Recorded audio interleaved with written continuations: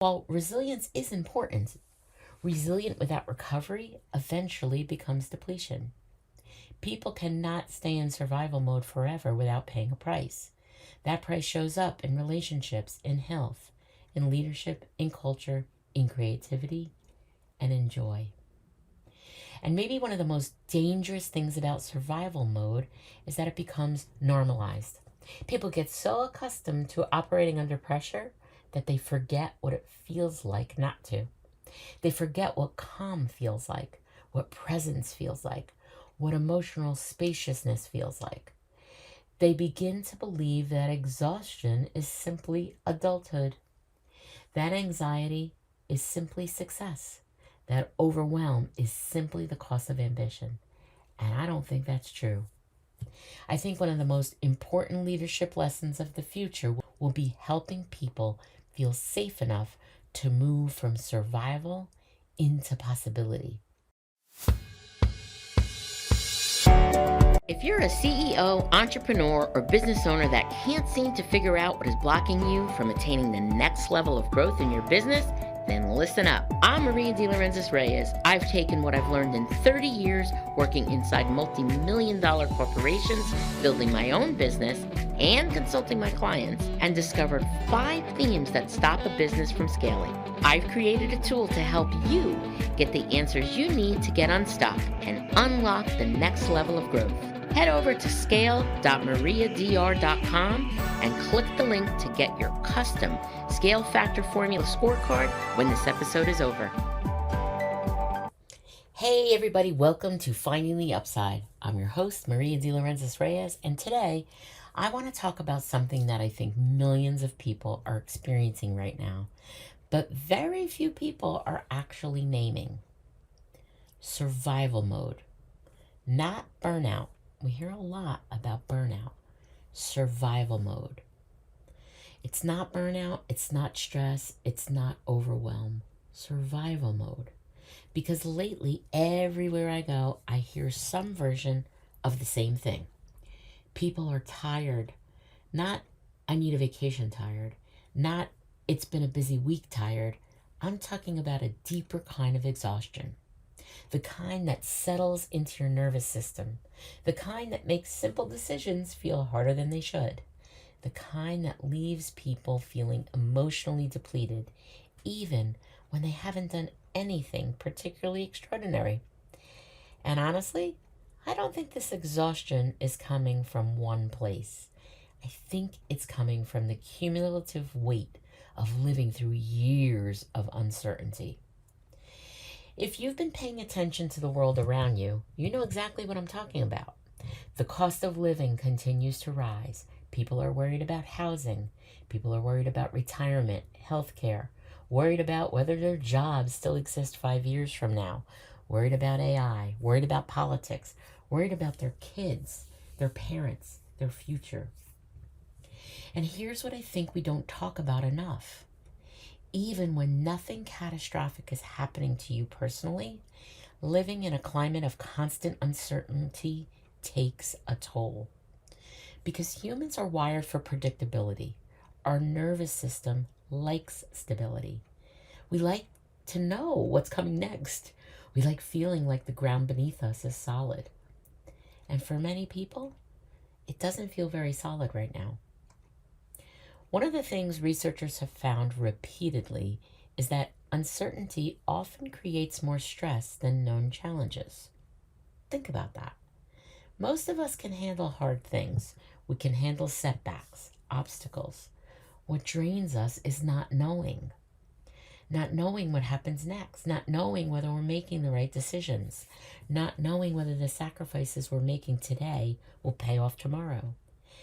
And I think many people are carrying that uncertainty every single day.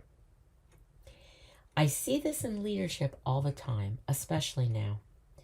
Organizations are asking employees to be innovative while they're worried about layoffs. They're asking people to collaborate while they're emotionally exhausted. They're asking for creativity from people operating in survival mode.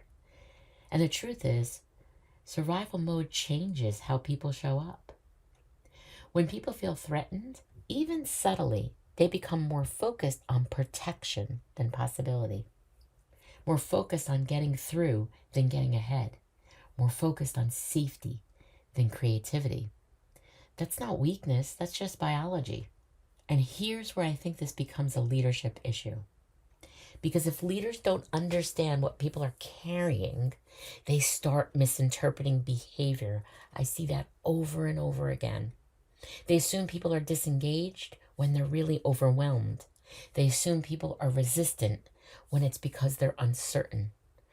They assume people don't care when they're simply exhausted. But behavior makes more sense when you understand the emotional environment people are operating in.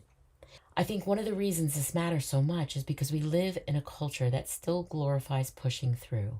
Keep going, work harder, stay positive, don't complain.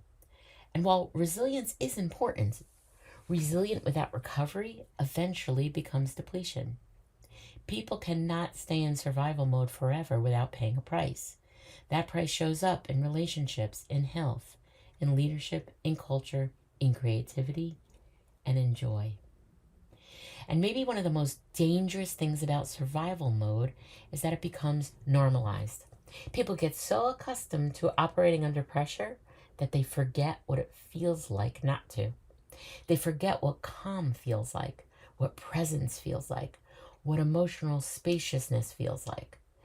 They begin to believe that exhaustion is simply adulthood, that anxiety is simply success, that overwhelm is simply the cost of ambition. And I don't think that's true. I think one of the most important leadership lessons of the future will be helping people feel safe enough to move from survival into possibility. Because innovation doesn't happen in survival mode. Belonging doesn't happen in survival mode, and trust doesn't happen there either. People thrive when they feel psychologically safe, emotionally supported, seen, valued, and human. And that starts with recognizing what people are carrying. I was listening to a podcast with Brené Brown recently, and she said, "Your people are not okay." And she was talking to leaders. And of course, that resonated with me because I'm talking about the very same thing here. But that's a flag, a red flag that she's trying to send a message. Your people are not okay. They're carrying a lot. And as a leader, we need to care about that and understand what's really going on. So what's the upside?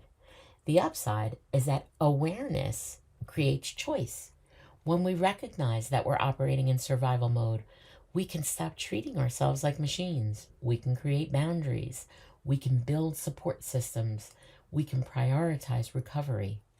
We can lead with more compassion for ourselves and for others. And maybe that's the greatest act of leadership right now. It's not asking people to do more. It's helping people feel safe enough to breathe again. If today's conversation resonated with you, I'd love for you to share it with someone who feels like they've been carrying the weight of the world lately. And if you haven't already, please subscribe, leave a review, and this can help us bring more people into these conversations. Because the more we understand what people are carrying, the better we can lead, connect, and support one another. Thanks for spending time with me today. I'm Maria De Lorenzis Reyes. Until next time, give yourself some grace, protect your energy, and keep finding the upside. All right, so I hope you loved this episode and found it valuable. Thanks for hanging out with me. And if you'd be so kind, if you know someone else that this will help, please share this episode with them. Just grab a link for this specific episode, text it to a friend or colleague so it can help more people like you. Thanks so much for tuning in. I will see you next time for more entrepreneurial goodness. Same time, same place on the Finding the Upside podcast.